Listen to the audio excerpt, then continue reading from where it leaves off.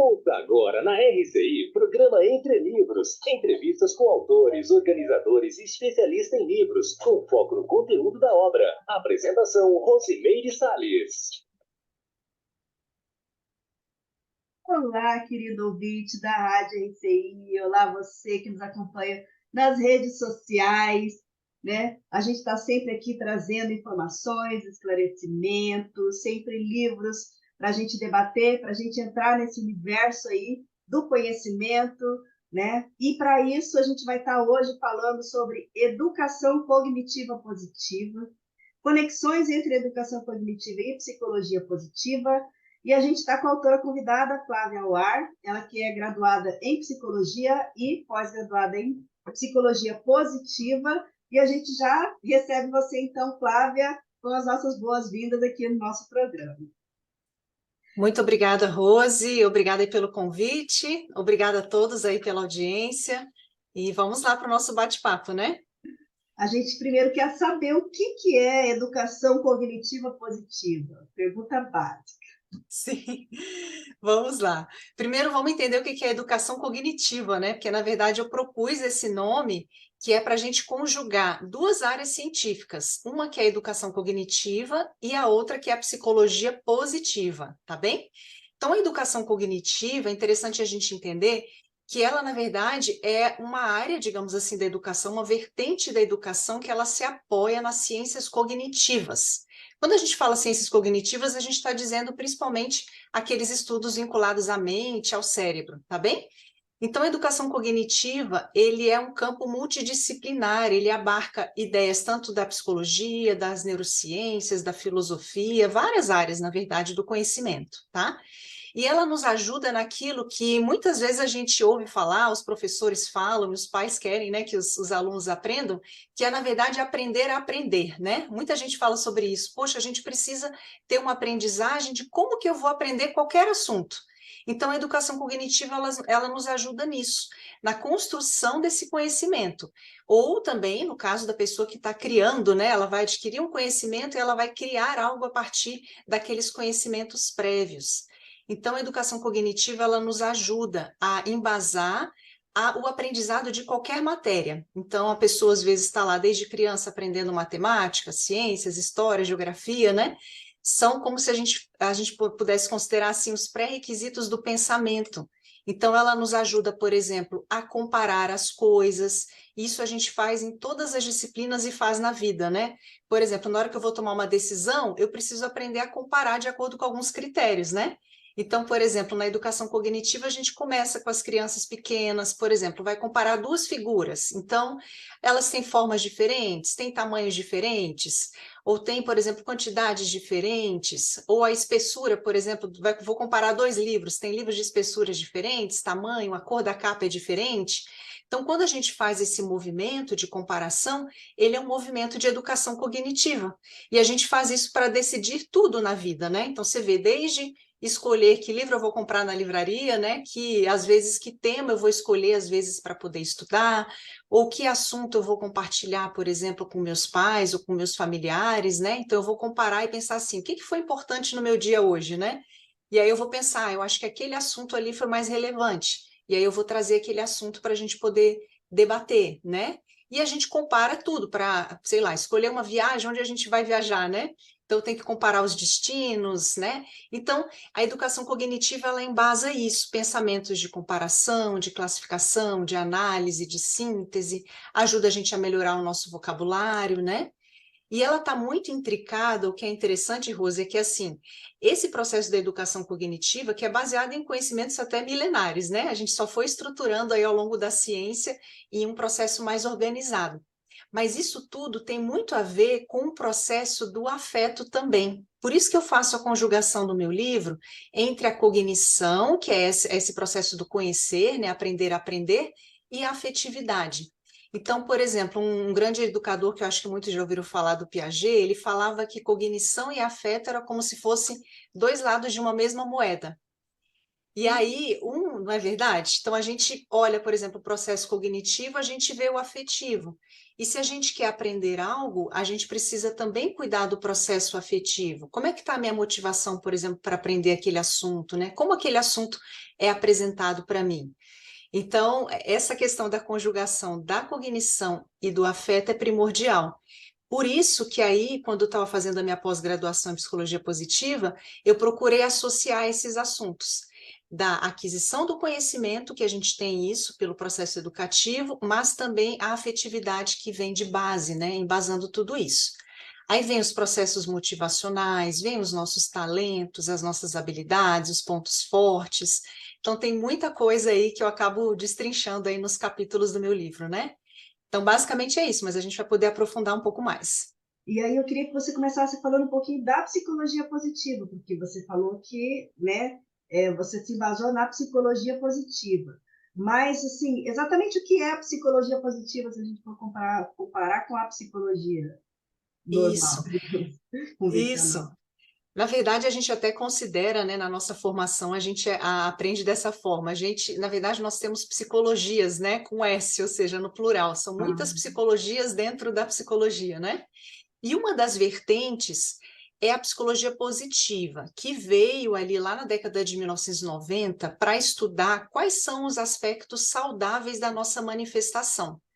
Porque até aquele período, mais ou menos, a psicologia se dedicou muito a estudar as doenças, né? Muito relacionada à questão da saúde mental, e o que é super importante, né? A partir dali se desenvolveram, por exemplo, os manuais diagnósticos estatísticos de transtornos mentais, como o DSM, para as pessoas estudarem o que é uma depressão, uma ansiedade, né? E os vários transtornos que existem. Mas aí, alguns pesquisadores viram que a psicologia estava lacunada, ou seja, estava faltando algo importante, que é a gente estudar o que faz uma pessoa de fato ser feliz, né?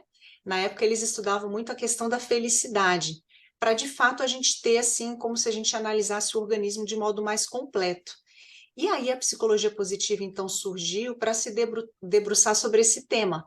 Então, por exemplo, a psicologia positiva se dedica a estudar os talentos, que são aquelas aptidões inatas, né? A gente já nasce, às vezes, com algumas preferências, algumas dileções, né? Algumas facilidades, inclusive, para algumas áreas. E aí, se a gente juntar, por exemplo, esses talentos com conhecimentos e com técnicas, a gente estrutura aquilo que a gente considera como pontos fortes dentro da psicologia positiva, né? E aí, essa é uma área que a gente vê que é importante, porque às vezes a gente só pensa assim, inclusive na educação, né? Ah, o aluno está indo mal em matemática, por exemplo, mas vai muito bem em português. Aí, às vezes, o pai ele paga um professor particular de matemática, porque é onde está faltando.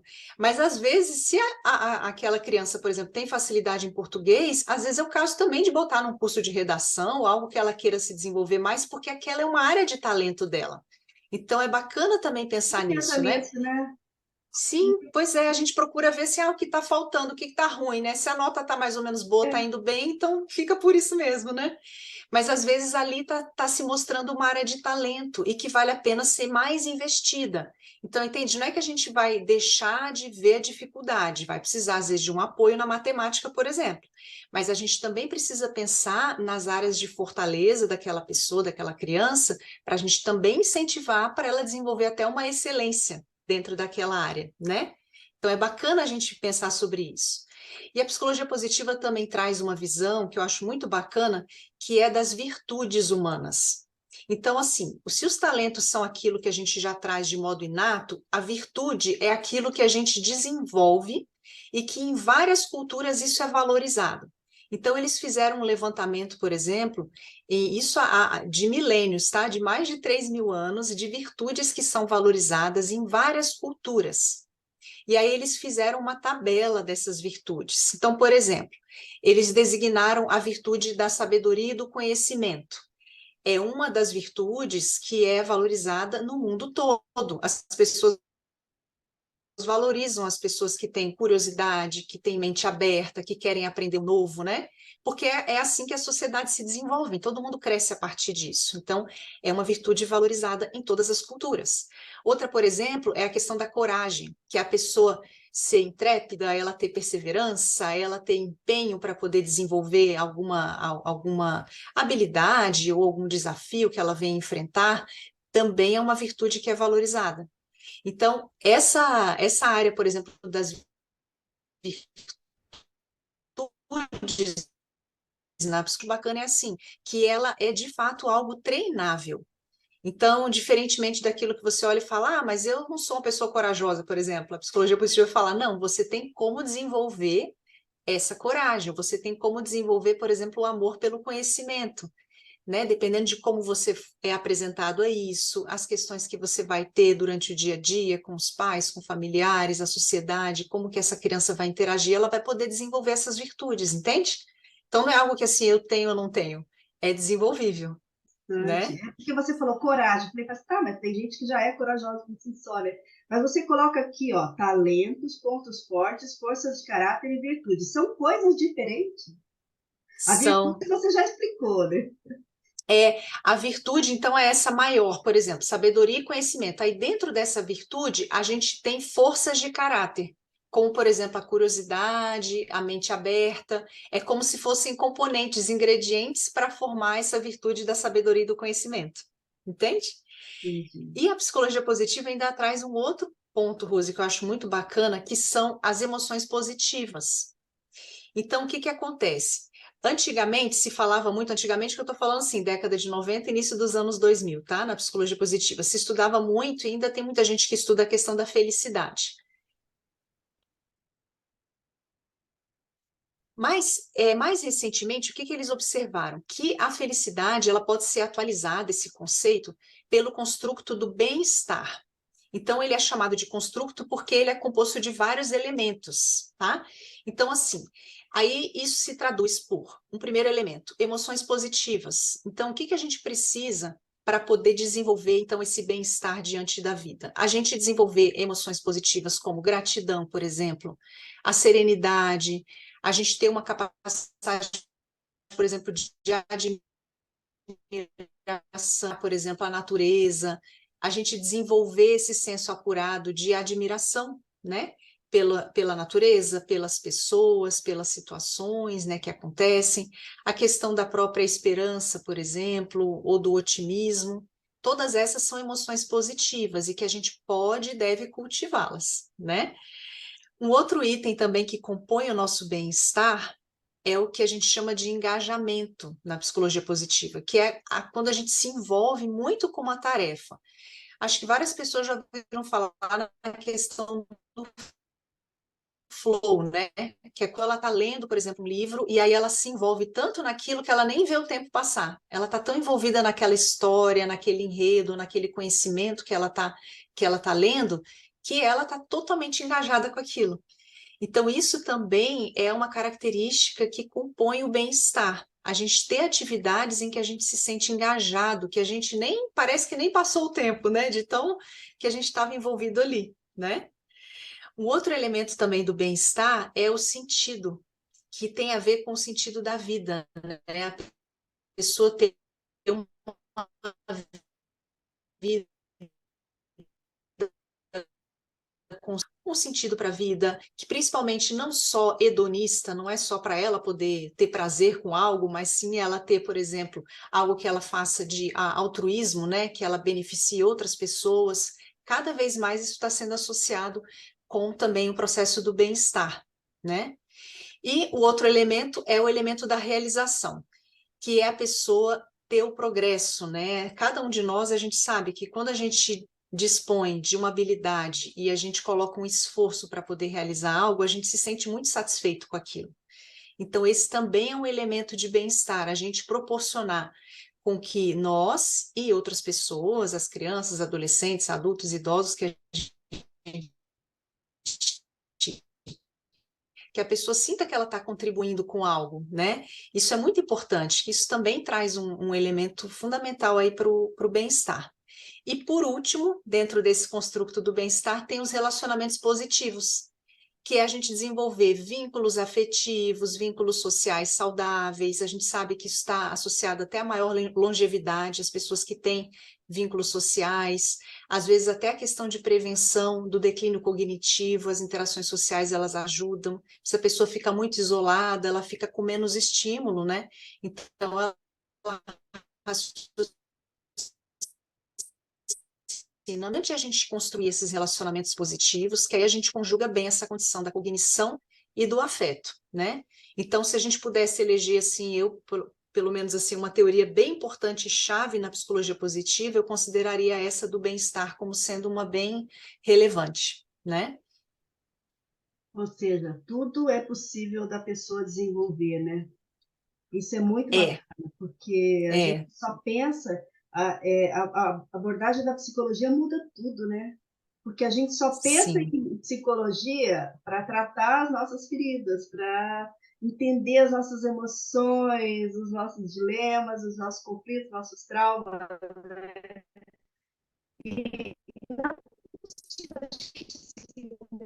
Então é muito rico isso, né? é Agora a verdade. gente vai aqui chamar os nossos comerciais. A gente espera aí vocês daqui a um minutinho. A gente vai estar continuando a falar aqui sobre educação cognitiva positiva com a autora Flávia Oar. Esperamos por você.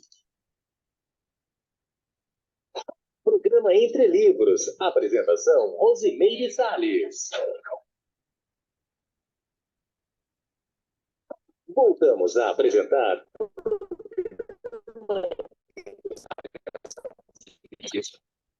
Educação cognitiva positiva, né?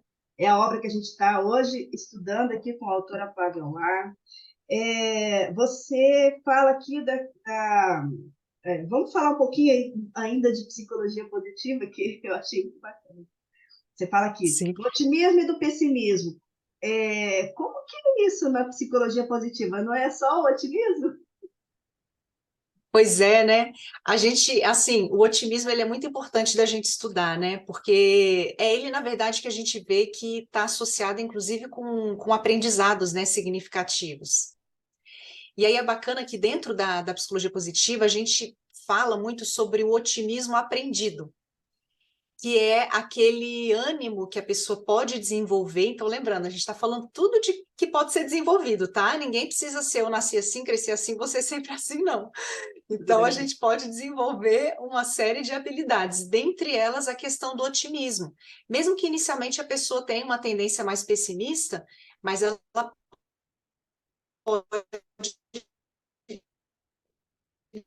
né, para algumas questões, ela desenvolver a questão, por exemplo, da própria esperança, que é a emoção positiva que eu falei, que faz parte do bem-estar, né? Então, é algo que a gente pode sim aprender. E o que a educação cognitiva fala nesse ponto, né? Que para a gente poder aprender isso, é muito importante a gente ter pessoas que nos ajudem com a mediação da aprendizagem, né? Que é uma das metodologias, né? Da gente fazer essa mediação da aprendizagem para construir esse otimismo aprendido, inclusive, né? Porque às vezes, por exemplo, a criança, o jovem tá apreensivas daquilo, né? As decorrências negativas e tal. Mas qual que é o outro lado da moeda? Então a gente precisa ter às vezes alguém questionando aquela criança, aquele jovem, verificando se tem outras alternativas, se tem outras soluções possíveis, né? Então isso é muito importante para justamente ampliar o que a gente chama de campo mental, né, dentro da educação cognitiva, para a pessoa pensar em novas alternativas. Que às vezes a pessoa está muito nativas. Ela está com uma visão, às vezes, limitada, pequena, né, daquele processo. E existem muitas possibilidades, às vezes, da gente resolver as situações. Então, a gente vê como muito importante esse suporte de um educador, né, ou de um professor, ou de alguém, de um pai, de um familiar, que ajude aquela pessoa a pensar em novas alternativas, a ver outras saídas, outras soluções, que sempre é possível, né, Rosa? A gente sabe, não existe só, não é aquela coisa assim, só existe uma coisa na vida, né? Ou, por exemplo, o jovem acha, eu só vou escolher uma única profissão se, se eu não, a gente pode ter possibilidades, né, de atuação profissional dentro daquela linha ou daquela abordagem que a pessoa tem a afinidade, mas às vezes profissões que nem existem hoje em dia que vão existir no futuro e que ela também vai poder se desenvolver. Então, assim, é mais no sentido de ampliar mesmo a nossa visão para outras possibilidades, né? Tá. Eu queria voltar lá na educação cognitiva, você fala sobre operações mentais. O que são operações mentais? Vamos lá. Dentro da educação cognitiva, a gente considera o seguinte. Então, a nossa cognição, aquilo que faz a gente aprender algo, primeiro a gente tem 3 etapas. A gente tem a captação da informação, aí a gente elabora essa informação e a gente devolve uma resposta ou uma solução para aquela situação, aquele problema que foi dado, né? E aí, o que os pesquisadores, principalmente o Feuerstein, que eu trago no meu livro, né? O nome dele é um pouquinho diferente de falar, né? Escreve Feuerstein, né? Ele era um psicólogo romeno e ele desenvolveu, né? Foi aluno do Piaget e ele desenvolveu uma série de processo em que a gente capta a informação, elabora e dá uma resposta, existem várias funções cognitivas, que é como se fossem os ingredientes do bolo, né? Usando essa analogia. Então, para eu poder captar bem uma informação, por exemplo, eu tenho que ter uma percepção clara e precisa, eu tenho que ter uma boa orientação espacial e temporal, porque, por exemplo, essa informação que eu estou captando aqui agora, por exemplo, eu e Rosemary, a gente está aqui em que ambiente? Cada uma está aí, às vezes, na biblioteca da sua casa, não é verdade? A gente está num determinado horário conversando, num determinado dia. Então, só elaborar essas informações. Ah, então, se elas estão, por exemplo, nesse ambiente, nesse horário, estão conversando sobre esse determinado assunto. Então, trata-se de uma entrevista, por exemplo. Né? Então, digamos que a pessoa está ouvindo, uma entrevista sobre livros, né? O que está aparecendo. Às vezes a pessoa não viu a vinheta lá da chamada do programa, né, Entre Livros. Poxa, então estão conversando sobre livros, entende? Então, eu estou elaborando a partir dos indícios que eu estou captando. Digamos, cheguei no meio aqui da entrevista, né? E aí eu vou, às vezes, dar uma resposta. Então, eu vou, puxa, a partir disso, o que que eu vou fazer com essas informações? A pessoa pode pensar, poxa, eu ver onde mais eu posso conseguir informações para poder melhorar a educação, por exemplo, do meu filho, ou poder melhorar a minha própria educação. Será que tem algo que eu possa ler, né? Ou será que tem algo que alguém que eu possa contactar que conheça sobre esse assunto, né? Então, isso pode também ser uma resposta da pessoa. Então, para cada uma dessas fases dessa operação, né, desse processo mental, a gente tem essas funções cognitivas, que eu uso vocabulário, eu uso várias dessas informações, e aí quando a gente conjuga várias delas, para eu poder fazer uma análise, eu preciso, que é uma operação mental análise, eu vou precisar captar as informações, elaborar e dar uma determinada resposta. Então, eu estou captando que tipo de informação para considerar na minha análise? Eu estou captando informações que são relevantes? Ou eu estou, às vezes, pegando para analisar algo, eu estou distraída e estou olhando lá uma outra coisa que não tem a ver com a minha análise, né? E aí isso vai comprometer a minha análise. Então, se eu estou, sei lá, analisando o tema da educação cognitiva, eu preciso entrar nesse universo. Não adianta agora eu querer falar, por exemplo, sobre, sei lá, as cataratas e falar sobre outro assunto, né? O passeio que eu fiz nas cataratas. Tudo bem, a gente depois pode falar no passeio. Mas primeiro vamos ver aqui, eu estou falando sobre análise. Eu posso até usar as cataratas como exemplo na minha análise, isso sim, mas não desviar o assunto, né? Então, essa operação mental, ela é importante porque ela agrega várias funções cognitivas. E aí eu consigo ter uma análise bem feita. E com uma análise bem feita, eu posso depois, às vezes, fazer uma síntese bem feita, que é, por exemplo, outra operação mental, né? Às vezes a gente acha que é muito fácil fazer isso. A gente pede, por exemplo, o professor pede para o aluno, né? Faça o resumo, sei lá, do livro. A síntese é uma operação mental das mais complexas, porque a criança, por exemplo, vai precisar fazer uma distinção de dados relevantes e irrelevantes, que é uma função cognitiva. Eu tenho que escolher o que vai entrar, quais são os principais tópicos, né? Aí eu tenho que depois organizar isso numa sequência. Então, eu tenho que ter orientação temporal também, porque eu tenho que ter um encadeamento adequado daquelas ideias. Aí eu tenho que ter, por exemplo, um vocabulário adequado, porque dependendo das palavras que eu vou utilizar, pode ser que a minha síntese não vai ficar tão clara, né? Eu vou usar, às vezes, palavras que não são as mais pertinentes para aquela síntese. Então, a operação mental, ela, digamos assim, ela é o maior resultado de quando a gente integra várias funções cognitivas. E por isso ela é muito mais complexa, entende? Então, quando a gente trabalha, por exemplo, na educação cognitiva, a gente gosta muito de ir para as funções cognitivas, que são esses elementos menores, são os ingredientes do bolo que eu estava falando. Então, vamos ver lá a farinha, o ovo, vamos entender bem como for o fermento, ou se vai ter um chocolate ali para fazer o bolo de chocolate. Então, a gente precisa ver esses ingredientes. Depois que a gente mistura tudo isso, a gente tem, digamos, a operação mental do bolo, que é quando a gente coloca tudo isso para funcionar bem. Uma orientação espacial para funcionar bem, uma orientação temporal para funcionar bem, uma distinção de dados relevantes e irrelevantes, aí sim eu chego numa boa síntese, por exemplo. Entende?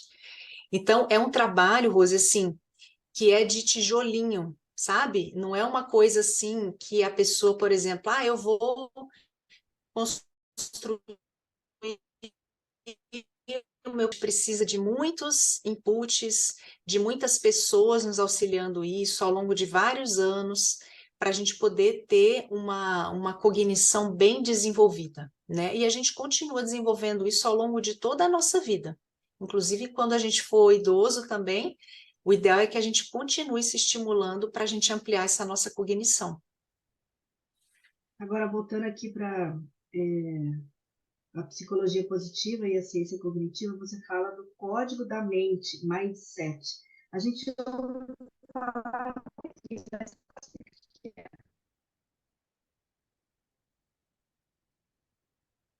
Repete para mim, Rose, que saiu um pouco cortado aqui. é o mindset. O que é mindset?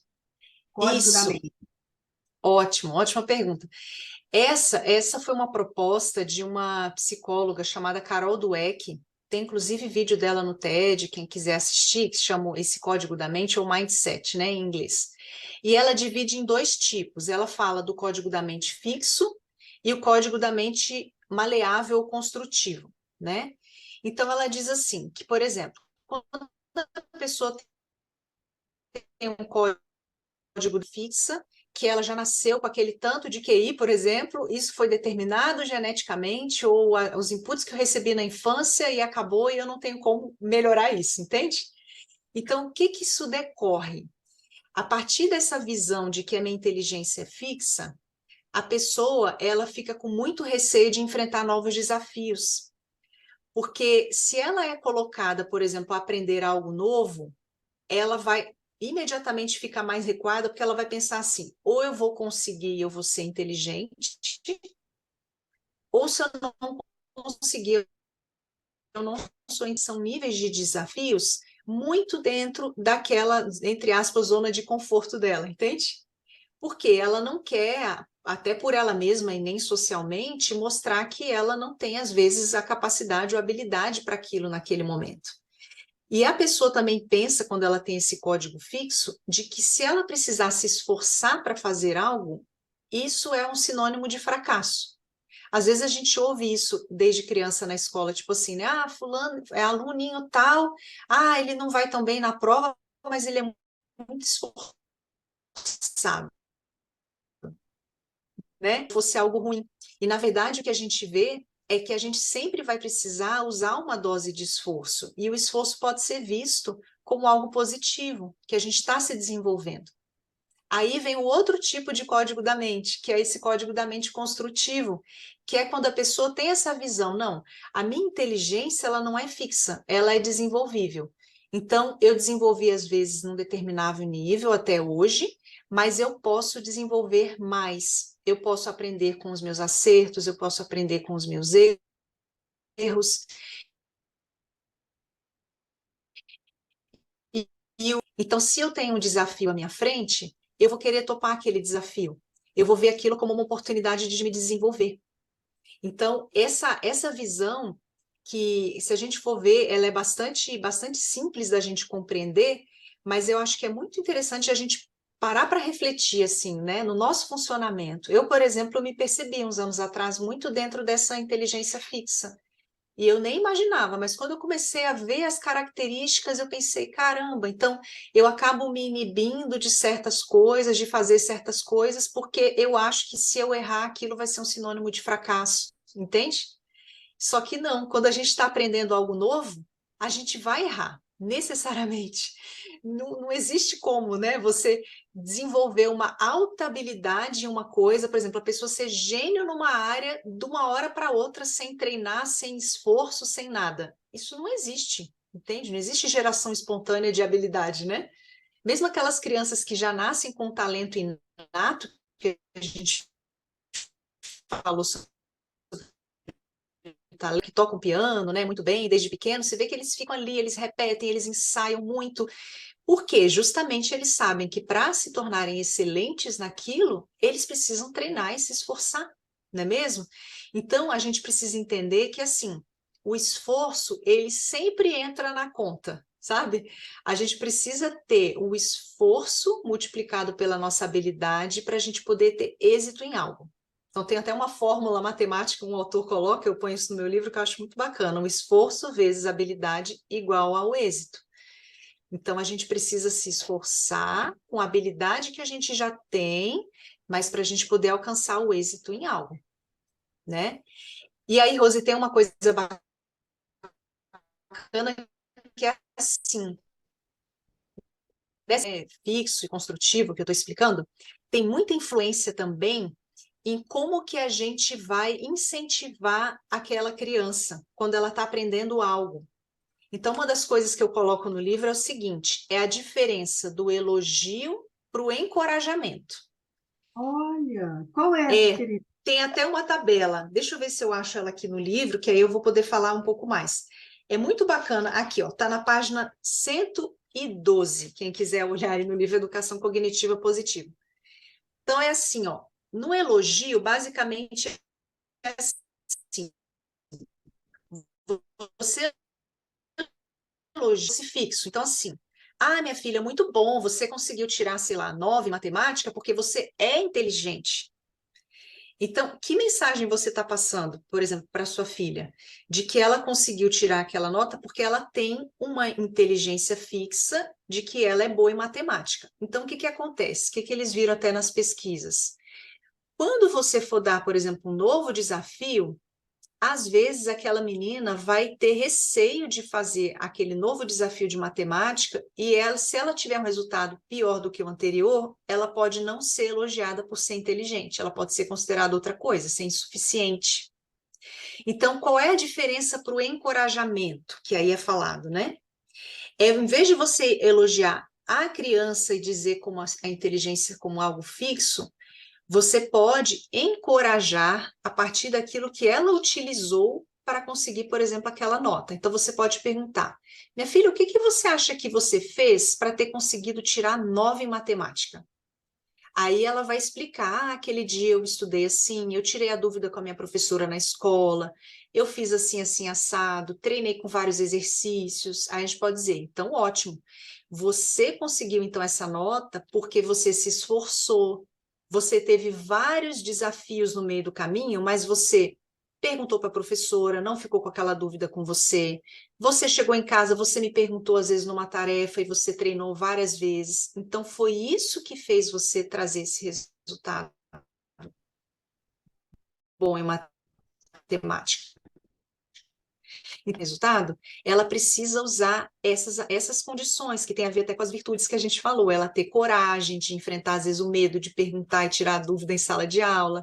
Ela vai ter que usar essa vontade dela de aprender, esse amor pelo aprendizado, desenvolver cada vez mais isso, entendendo que aquela matéria vai ser importante para ela poder se desenvolver várias coisas na vida. A gente usa matemática para muitas coisas, a gente pode inclusive trazer significados e exemplos disso, né, das vantagens, por exemplo, de aprender matemática, é importante, mas aí ela vai se vincular a isso, entende?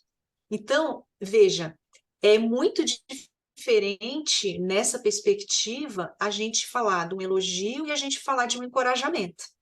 Aqui na tabela tem mais informações, né? Então aqui eu dei uma visão geral. Então, por exemplo, às vezes a pessoa pode falar assim, ó, algo que é muito usado como elogio. Ah, você é tão boazinha, né? Por exemplo, a criança faz alguma ajuda, ajuda a lavar a louça, ajuda alguma coisa em casa. Ah, muito bom, você ajudou a mamãe, você é muito boazinha.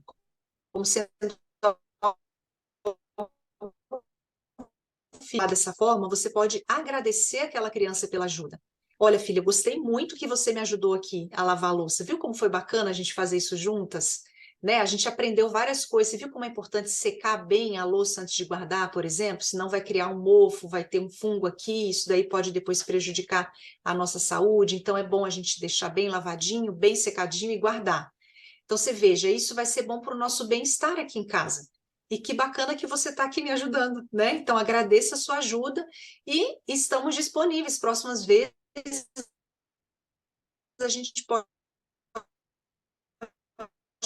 em vez de dizer simplesmente que aquela menina ou aquela criança é boazinha, você está dando um significado e você está encorajando, explicando os benefícios até daquela atividade rotineira de casa, né? Que todo mundo faz, todo mundo tem que lavar a louça, né? Cuidar das coisas, dos seus objetos, né?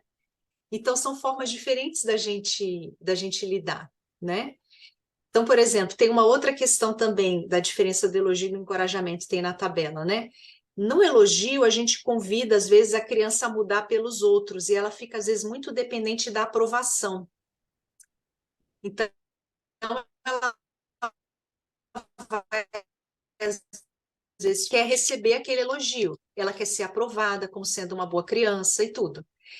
Já no encorajamento, a gente encoraja, né, a criança, por exemplo, a mudar por ela mesma, a ela construir autonomia, entendendo o porquê, quais são os benefícios, as vantagens, por exemplo, de ter aquele comportamento positivo. E aí ela vai se apropriando daquilo e cada vez mais ela vai querer repetir aquele comportamento, aquela ideia, aquela atitude, porque ela vê o benefício naquilo. Ela não está fazendo aquilo só para receber um elogio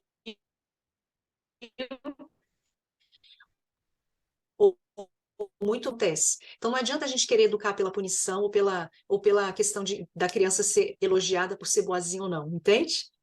Então tem vários aspectos assim, né? Então é bacana da gente ver como que a gente pode ajudar a desenvolver essa autonomia, essa autoconfiança na criança, essa autoestima, na medida em que a gente altera a forma como a gente vê as coisas, né? E como a gente comunica essas informações. Então, é muito importante, assim, a palavra que a gente profere, as ideias que a gente traz, a forma como a gente traz essas ideias, ou a gente convida, né, as pessoas ativas. Isso pode levar para um caminho ou para outro, né, dentro da nossa formação.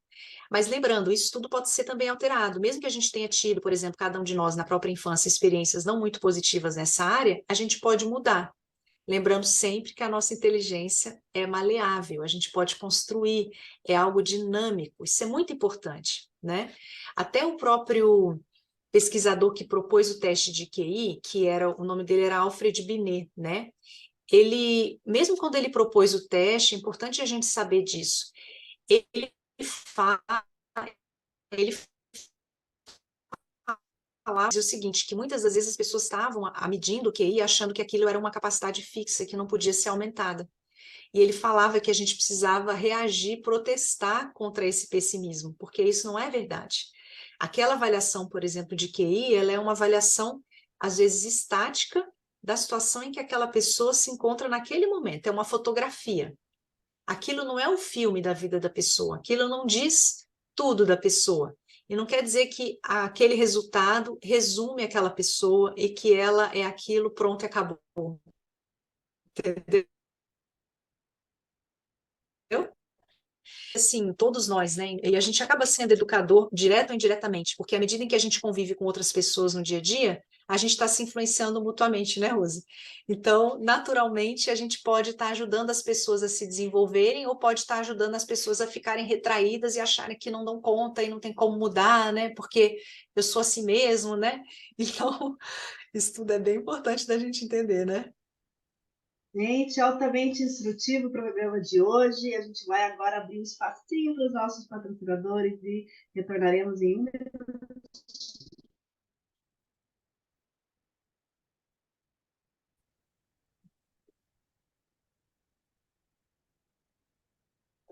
Programa Entre Livros. Apresentação, Rosimeire Salles.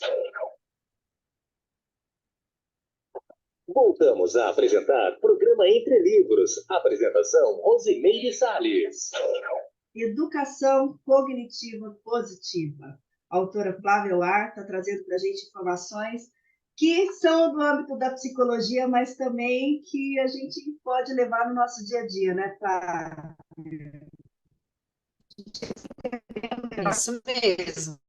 Para todos nós, qualquer idade. E aí eu queria que você entrasse aqui um pouquinho, né, na questão dessa conexão em si que você fez dessas duas áreas, né? E você começa lá falando da motivação que tem a ver com essa como que você falou, gente, me deu um branco agora, do elogio e da Do elogio e do encorajamento. encorajamento. A motivação não tem nada a ver com isso. A motivação é interna, né? É da pessoa, né? Tem vários tipos de motivação, Rose. Até no livro eu trago aqui, na verdade, é um espectro que a gente pode considerar. Desde a desmotivação até a gente desenvolver a motivação intrínseca que a gente fala, que é essa interna que você está falando, né? Que é quando a pessoa de fato tem aquilo dentro dela e ela às vezes nem precisa de nenhum estímulo externo e ela já faz aquilo por conta própria, né? Ela tem autonomia e ela vai, ela se desenvolve, sei lá, ela tem um autodidatismo, ou ela se motiva para poder, sei lá, fazer um determinado trabalho na profissão dela, ou ela se motiva para ajudar as pessoas, ou seja, isso pode ser desenvolvido de forma intrínseca, né? Então, a gente tem um espectro. E aí, o que eu acho que é bacana dentro do processo da motivação é a gente entender que antigamente, lá pela década de 70, mais ou menos 1970, os estudiosos eles ainda separavam a cognição do afeto, né? Aquilo que a gente está falando, que são dois lados de uma moeda, e até a questão de uma moeda transparente, até porque uma coisa influencia a outra, né? Então, dentro desse processo da motivação, a gente vê muito explicitamente o quanto que o processo emocional e afetivo embasa essa motivação. E aí, depois dessas várias pesquisas, as atualizações que surgiram, né, é que a gente pôde ver que essas partes que não são cognitivas, elas estão juntas.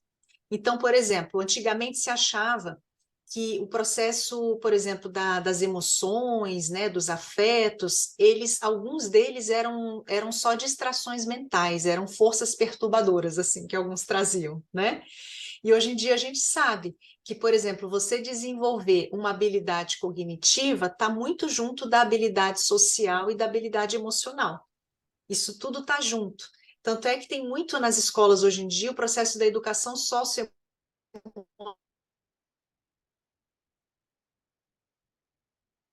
devem frequentar essas. E por que que as escolas veem que isso é importante, né? Os governos, na verdade, vários países têm visto isso. Porque eles sabem que a criança, o jovem, ele vai estar mais motivado, ele vai aprender melhor se ele também tem habilidades sociais e emocionais. Então, uma coisa está relacionada à outra. Se eu tenho, por exemplo, uma predisposição mais positiva para o aprendizado, e eu entendo que os benefícios disso, eu vou conseguir ter mais soluções criativas, por exemplo. Também tem pesquisa sobre isso, a gente desenvolve mais. Do contrário, se eu estou com muito medo, se eu estou com raiva, né, ou se eu estou muito fechado, isso vai fechar não só as minhas emoções, mas vai fechar a minha cognição.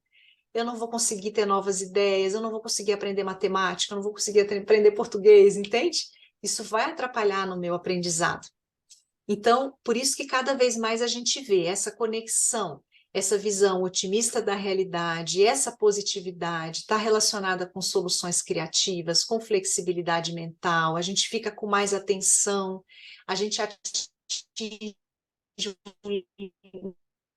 um nível melhor do terceiro capítulo, que é a parte da positividade e da aprendizagem, mostrando inclusive o embasamento científico para tudo isso, né?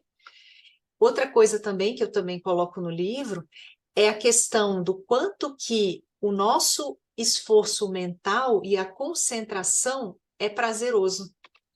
Então, por exemplo, a gente tem estudos também que mostram, até na área do lazer, por exemplo, tem tipos de lazer, eles falam assim, categorias de lazer passivo e lazer ativo. Então, lazer passivo é aquela pessoa, por exemplo, no sofá e fica ali passivamente olhando a televisão. Isso muitas vezes a gente até vê em filmes, né? Está associado até a um ânimo mais depressivo, a pessoa fica ali naquela coisa passiva, né? Agora, o que que é um lazer ativo? Lazer ativo é quando você vai programar alguma atividade. Então, por exemplo, vamos botar a criançada toda para fazer um jogo de vôlei. Então, vai todo mundo lá fora, monta uma rede, pega uma bola de vôlei e vamos jogar.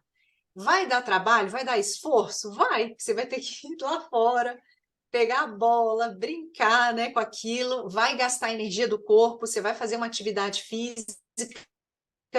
Então, assim, é um esforço, mas é um esforço positivo, não é? A gente depois não termina muito mais satisfeito do que se ficasse o final de semana inteiro na televisão.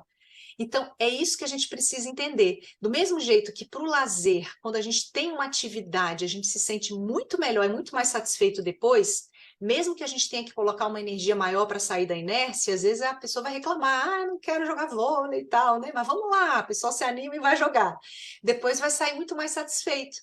Da mesma forma, a gente pode fazer essas matérias, tem assuntos que são mais difíceis, são, e às vezes vai reclamar, não quero, tá difícil, tá, mas vamos lá, vamos apresentar esse conteúdo de um jeito mais motivador, de um jeito que traga significado, mostrando qual a relação daquilo com o nosso dia a dia, correlacionando aquele aprendizado com outros contextos da vida que vão fazer sentido, às vezes, para aquela criança ou para aquele jovem, para a vida futura dele, o que que aquilo vai ser útil.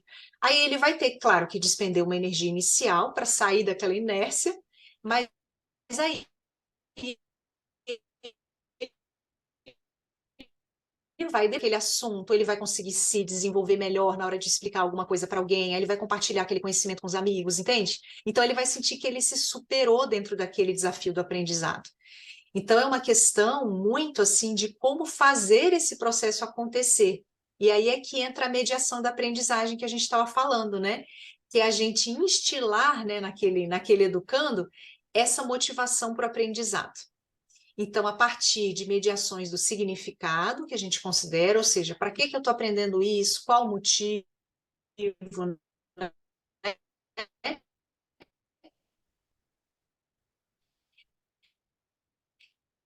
Aprendizado com outras questões do dia a dia. Então, a gente está aprendendo ali a classificar alguma coisa, por exemplo, ali na disciplina escolar. Onde mais a gente pode classificar?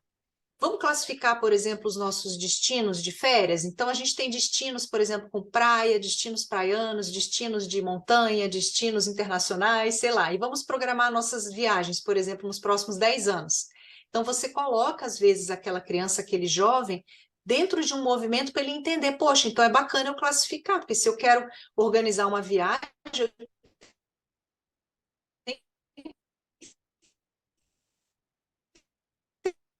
tenho um projeto. Então, são essas correlações que são importantes da gente fazer também no processo do aprendizado, né?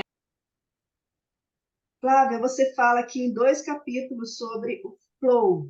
Você pode explicar para a gente o que é isso? Isso, então, o flow tem relação com aquilo que a gente estava até comentando antes sobre a questão do esforço e da concentração. E no caso da psicologia positiva, um dos pilares que a gente falou do bem-estar, que é o engajamento, que é aquilo que a gente coloca um empenho inicial, um esforço para começar aquela tarefa, sai daquela inércia, né?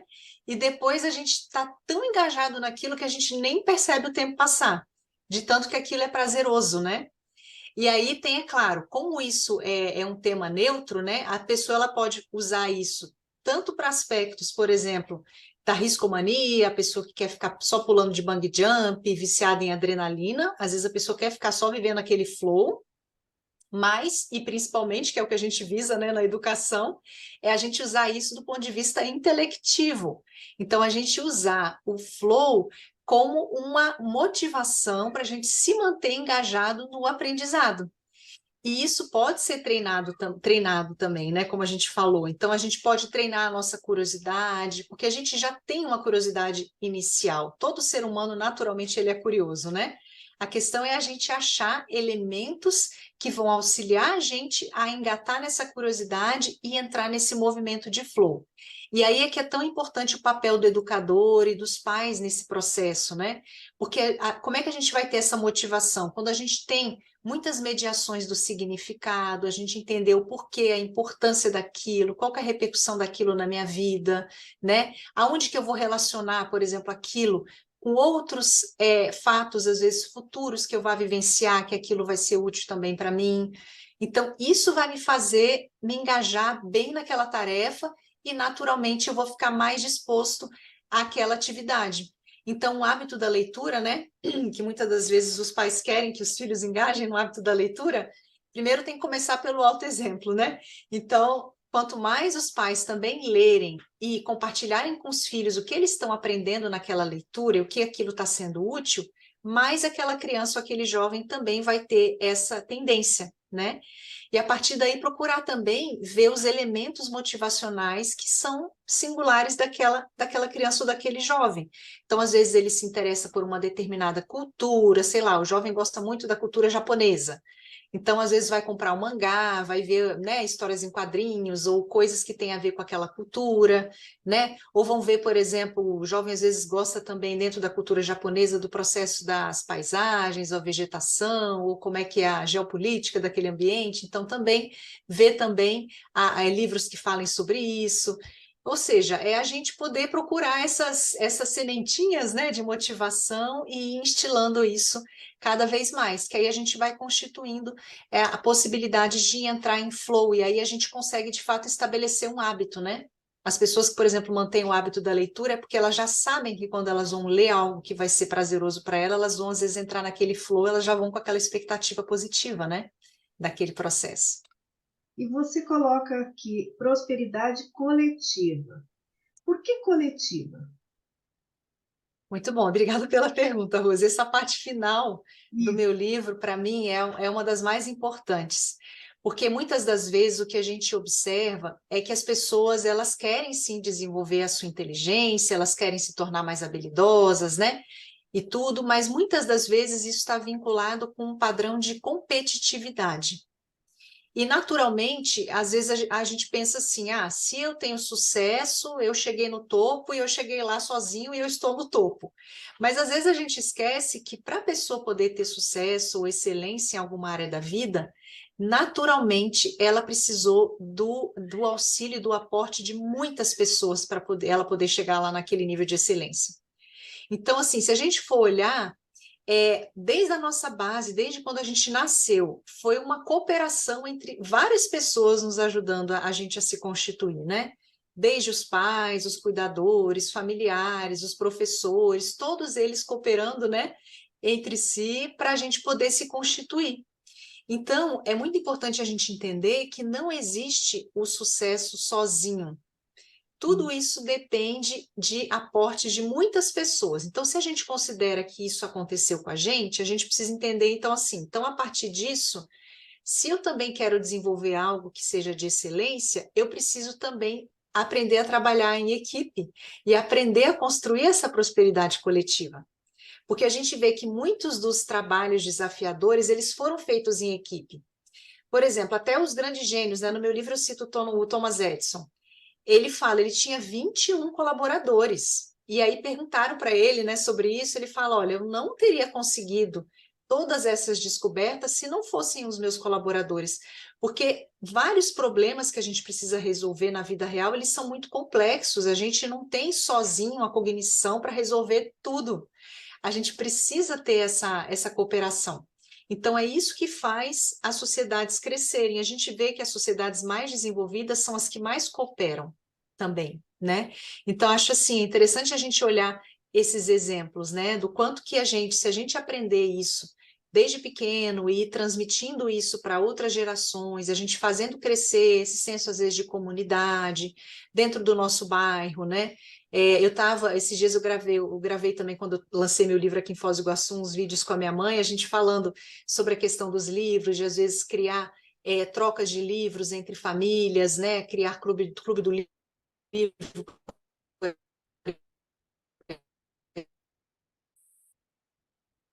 em livros, né, e debaterem sobre isso, ou seja, criar um estilo, né, de comunidade que seja mais cooperativo. A gente pode começar a fazer isso dentro da nossa casa, com os nossos vizinhos, né, ou no nosso prédio, no condomínio. Então, acho assim, pensar nesse futuro da prosperidade coletiva. Eu acho que o planeta, ele caminha para isso, sabe? Para a gente ser cada vez mais humanizado, quanto mais colaborativo e cooperativo a gente for, né? Muito bem, estivemos hoje aqui, então, com a autora Flávia Mar. Flávia, a gente agradece imensamente a sua participação, altamente instrutivo, a gente entendeu um pouquinho mais como que a gente funciona e como que a gente pode funcionar, né? Isso. E a gente agradece também a você que esteve aí nos acompanhando e, como sempre, sábado que vem a gente vai estar aqui de novo. Muito obrigada, Rose. Obrigada a todos.